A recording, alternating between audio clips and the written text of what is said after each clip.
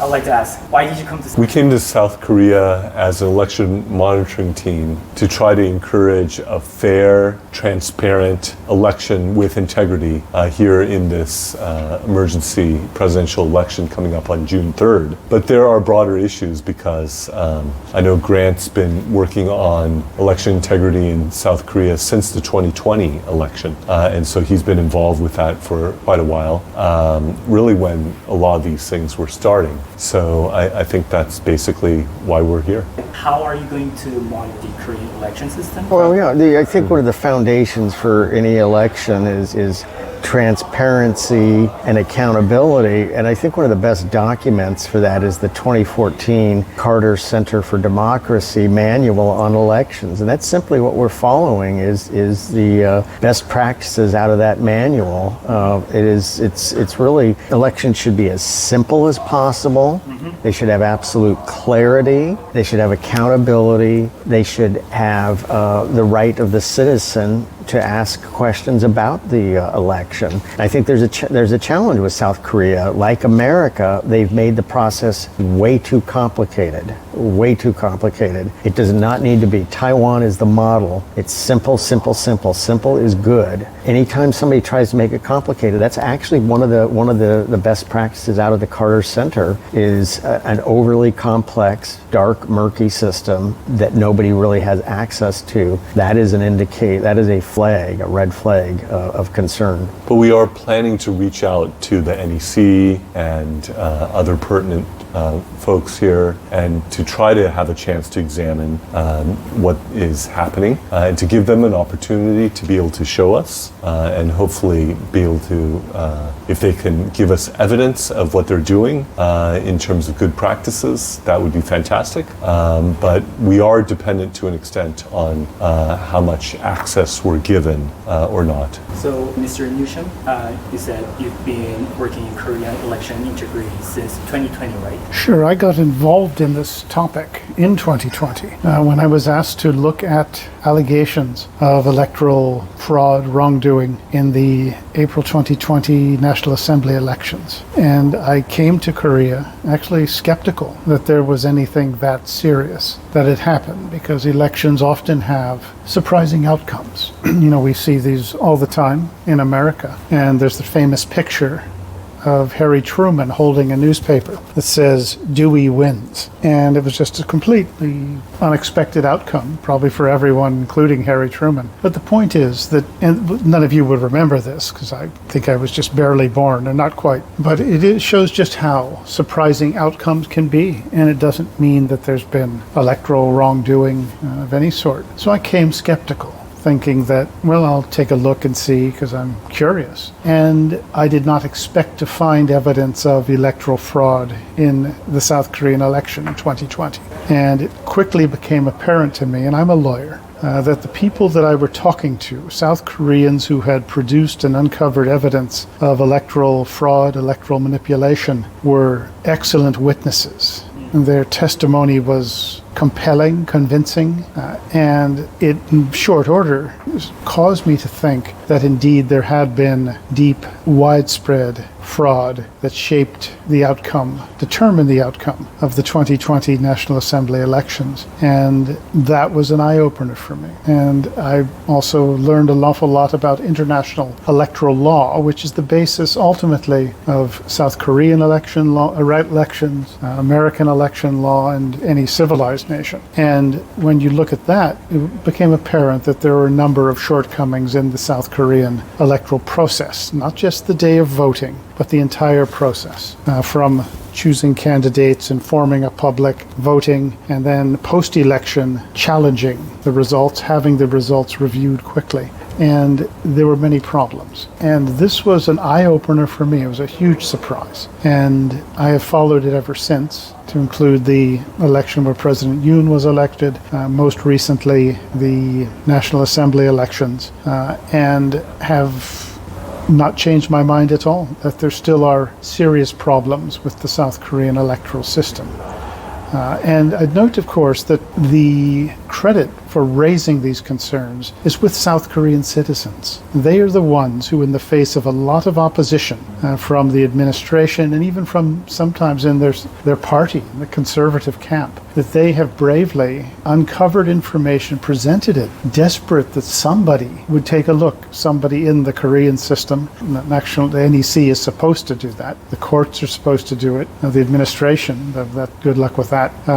That they want someone to show that they care about it and actually look at it. But this is something the South Korean people themselves have raised. And at least as an interested observer, that I can at least examine the evidence and try to spread the word, say, in the United States. And for whatever it means to have, say, an American lawyer who knows a little bit about election law, say what they think is happening, and I'm glad to do it. I in some ways feel it's a duty to do it, because there's nothing more fundamental to the rights, to the life of a democracy than the election. And that is not just South Korea, it's the United States as well. And as I said, any civilized country. So that's why I'm here. But ultimately, it's the South Korean people themselves who are the ones who are producing evidence of the electoral system and what goes on here. And that is obviously what we depend on. I can read, of course, but and study, but it's the South Korean people who are concerned. And if they weren't concerned, I would never have come in 2020. But as I said, it was a big surprise once I got here and looked into it. And I've seen nothing since then to change my mind about this. So I'm interested to see what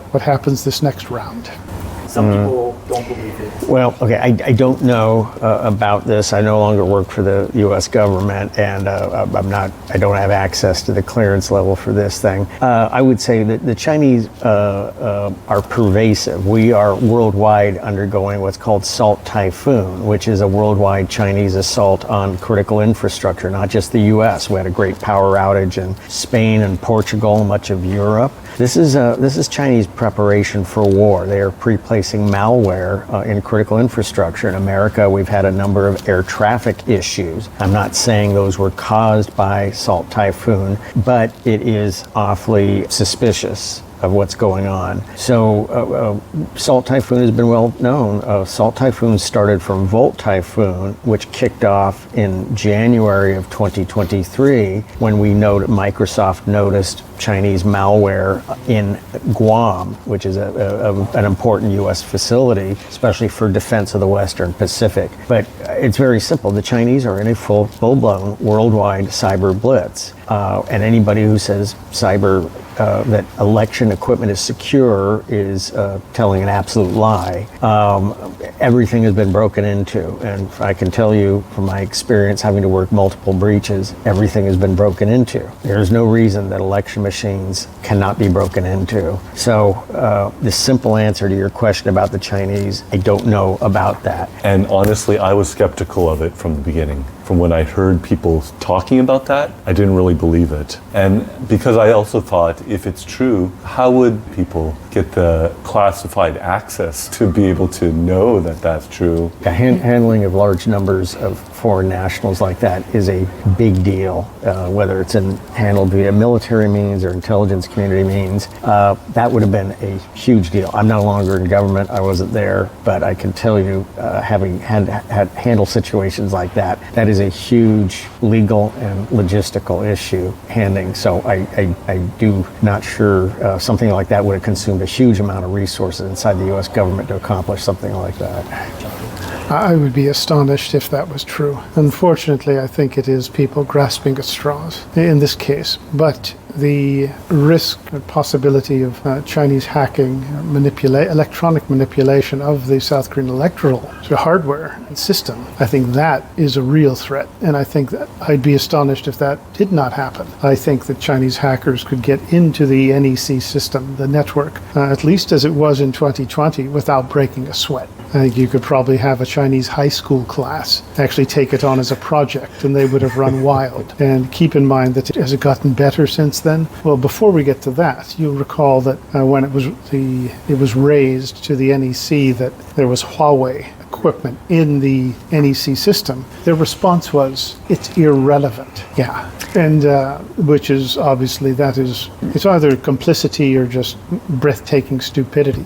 Neither's very nice. And then you have, however, if you fast forward a little bit to, I think it was October 2023, where the NIS had the occasion to actually conduct penetration tests on the NEC network. And this came about because it was proven that North Korea's Lazarus network, Lazarus group, had gotten access, had breached NEC, I think it was at least 5 times. So the NIS did a test, and they came out that they easy access, ran wild, and they listed the things that they could do to change, adjust the workings of the system and to affect an electoral outcome. And this is about as damning evidence as you can find that your system is wide open. And if the North Koreans could get in there, if NIS could get in there, you can bet the Chinese can get in there, because they have gotten into every U.S. system. You'll remember that during the Obama administration that they got into the Office of Personnel Management and stole something like 20 million plus personnel files of people, Americans, who have applied for security clearances. They took it all. And as I say, the South Korean electoral network is just easy pickings, as we would say in the United States, and I don't see the evidence that it's been tightened up. So unfortunately, I would be very surprised if there was not Chinese access to it that has in fact shaped electoral outcomes. One hates to say it, but one is, especially if you consider that we know what the Chinese are capable of, what they've done to us, and yet we are told, South Koreans are even told, there's nothing to worry about. Don't worry about it.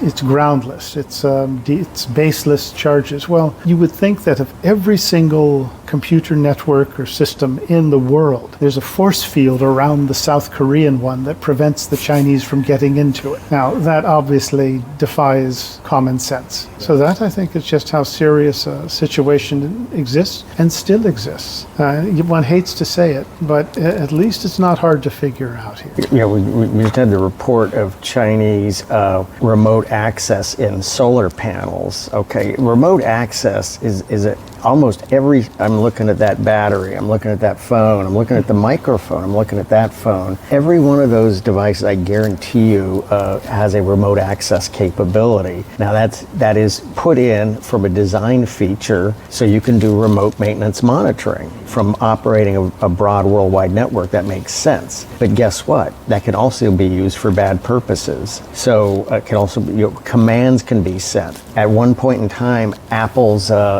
profits were down, and they remotely turned off peripherals that were not Apple products around the world. Okay, it could be done. I mean, so almost every piece of electronic equipment always has what's called remote maintenance monitoring, which can also be used for bad reasons. So it's just total foolishness for anybody to say. I guarantee you, every componentry inside the election machine has remote maintenance monitoring capability.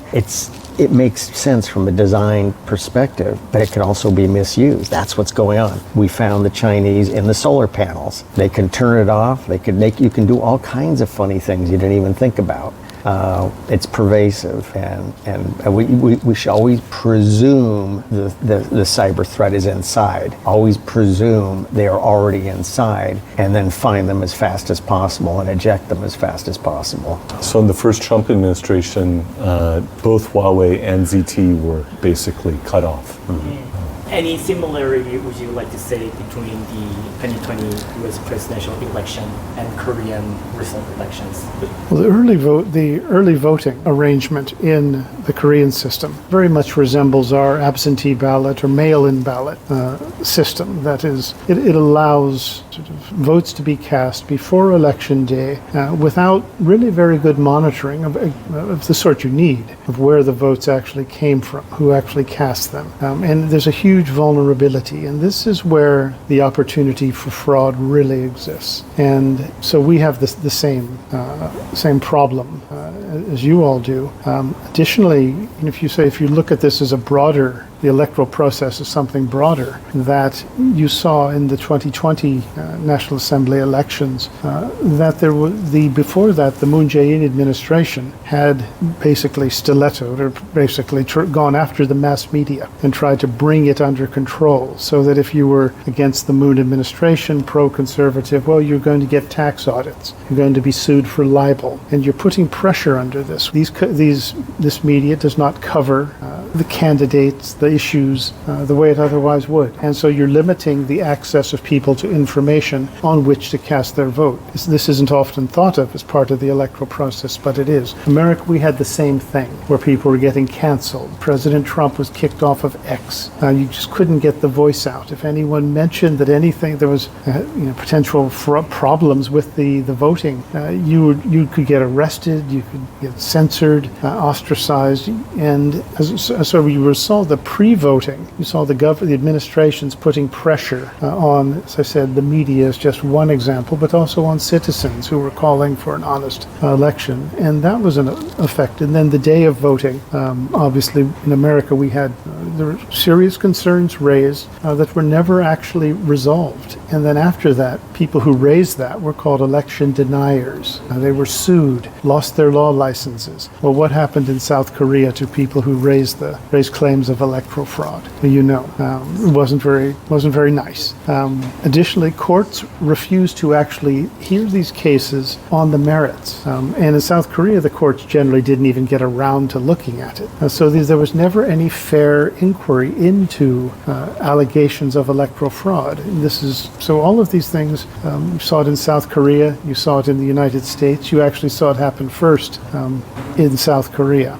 There's obviously problems with electronic voting, which has gotten American companies sued for just saying there are problems with it. Right? And same thing with South Korea in terms of the electronic voting, where you had these statistically improbable outcomes. And one of the things that I remember very well is when I looked into this in 2020, that it was a gentleman who was a former head of KAIST, K-A-I-S-T, who said he had tried to figure out how to explain the outcomes, and these were particularly from the early voting, and he said he couldn't figure it out. And what he said was either God did it or it was rigged, those two options. And this is certainly somebody who knows something about statistics, about math. So you had to take that very seriously. So there's similarities, there's some differences, but both systems have had some very serious problems. And citizens have tried to raise these issues, and they have faced opposition. Not just opposition, but threats and punishment. And they're made their lives very, very much different. It's something of a catch-22, right? In the sense that people ask, what evidence do you have, right? But if those who can provide that evidence are unwilling to provide that evidence, and they say, nothing to see here, it's irrelevant, it's immaterial.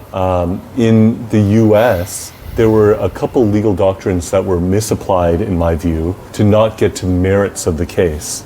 There was use of standing and laches. Standing, for example, it just means you have a sufficient interest to be a party in that case. And when President Trump was a party in the case, and you're telling him that he doesn't have standing, that doesn't make any sense, because who had more of an interest in that case than the one who was actually the candidate in that election? And so when judges are unwilling to move forward with investigating or requiring the production of evidence and things along those lines, it creates a situation where some of the best evidence that could be there is excluded. And I would just follow up on what Ambassador Tan said, is that when evidence has been produced, courts have been unwilling to examine it. And you've seen this, we have any number of instances of that in the United States, but think of it in South Korea's case, and the most recent, 2020 and then also 2024, you had pristine ballots improperly printed ballots, and the evidence was produced, and it was never examined. And rightfully, no wonder citizen confidence in the system is lagging. And one of my favorites is the more recent one, where you had as NEC provided an excuse for the pristine ballots, the stacks of them. They said, well, it's a special paper that when you crumple it, it comes back so it looks perfectly new. To me, that shows, I think, at best, a contempt for the South Korean citizens, to think that they would go, oh, okay, that's a wonderful explanation for this. And I would like to see an examination of that, say, on national television, sort of test out this sort of snapback paper. Maybe they should get a patent for that if they actually did invent it. So it's but it is the evidence that has been raised. And other things, and you've seen it in both cases, both of the National Assembly elections in particular, has been the speed at which early voting takes place. You can actually calculate the number of votes at a voting site and the time that the site is open. And in order to have that many people vote, remember there's one polling station where you'd have to cast a vote every 4.2 seconds, which means that people are running in at the speed of like Olympic sprinters and dropping off their votes.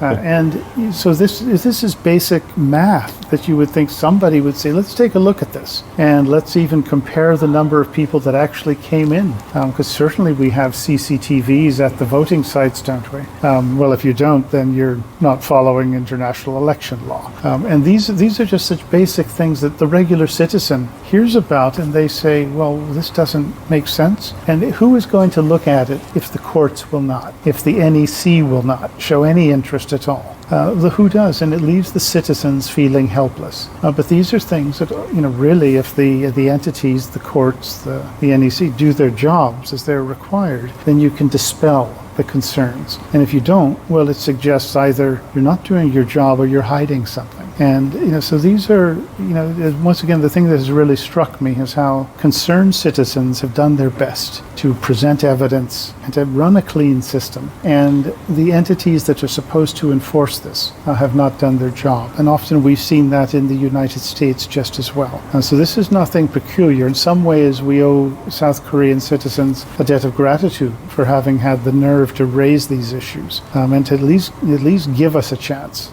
clean up our own systems as well. So that's how it would look to me. Yeah, the South Korea, especially with this election, is going through in 60 days what we had 4 years to address in America. So, but basic issues, again, the right of the citizen to raise a question and not be canceled.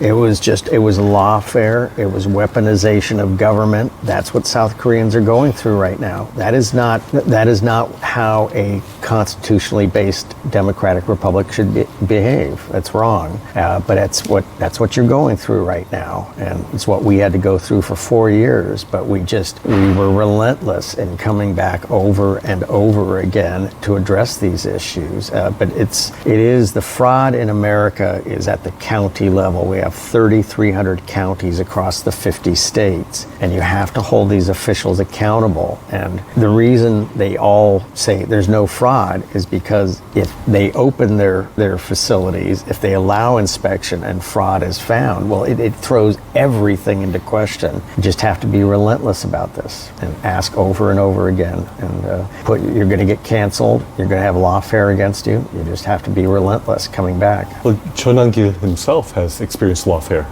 where they have gone after him legally in ways that are ridiculous and should not happen. I remember he was sharing about that at the Save Korea event. Taiwan has very simple elections. Elections should be simple. And when we bring in all these complicated machines and processes that are incapable of anybody doing an audit, especially a third-party independent audit, it's wrong. Elections, basic Carter manual from 2014, elections should be simple. Taiwan has simple elections. That's the model. If 전한길 were to get canceled and get into jail, do you think the U.S. government? I think you'll see a response. Obviously, we're still going through an administration transition with Trump number 47. But I mean, I think this South Korea situation will get more and more attention. election. That's one of the reasons we're here, is to share hope,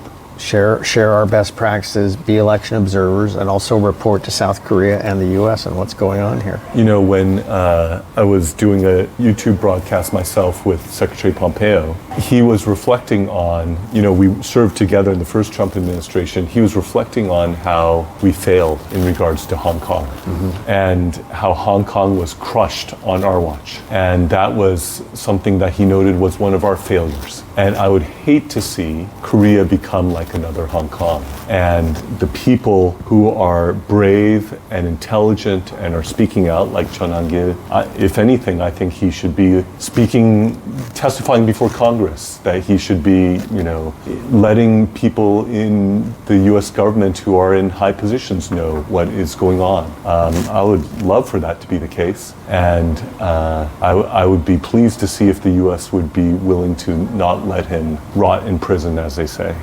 And so he, in my book, he's a hero here in Korea and is doing great work. And I would like to think that the U.S. would be responsive to his situation if he were to find himself in such a situation. Are you going to make a report and maybe send it to someone? The plan is to make a report, and I think to make it available broadly and widely, including to the U.S. government. So yes, that we do have a plan to make a report. And this is something that is, I think it really highlights the importance of South Korea to the United States, that what happens here matters a lot. And I think for too long the U.S. government, successive administrations have just assumed that what happens is domestic politics. Yeah, it's always rough. At the end of the day, it's a very solid relationship. I think that there is more understanding than there's ever been of the risks posed by hardcore radicals in South Korea. And that's something that we've seen elsewhere in other countries, where a group of hardcore committed radicals, many of them Marxists, have moved a country where most people don't even want it to go, but they're able to do it. And there's finally some recognition in Washington that South Korea is potentially on that list of countries. So there is a lot of concern about it, and there's more, I think, understanding than there's ever been, particularly now that we've finally are waking up to Chinese political warfare. This effort to move America's allies, Western allies, away from the U.S. and towards China, or at least have them in a state of chaos, which works to China's advantage. There's more understanding of that than there's ever been. I think there is an awareness that we need to at least speak up. We have to be aware of it. And for just this is sort of the least that we can do, is for us to come and show South Korea that there are people who care about this and will do what they can to get the word out, and also not just to the broader public, but also where decisions are made in Washington. And so I'm fortunate to have the chance to actually sort of come and learn. And it's not to tell the South Koreans or anyone what to do, but it's to observe and also note what we've experienced as well. But the value of South Korea, I think, has never been better understood, and the threat that it faces as well. And it's something that the more we know about what goes on here, the better we are in the United States as well. We want to do what we can to provide hope and a visibility on what's going on, and report to South Koreans and also to America. South Korea, there's no closer friend that America has than South Korea. We'll end it for now, but before we end, 전한길뉴스, fighting!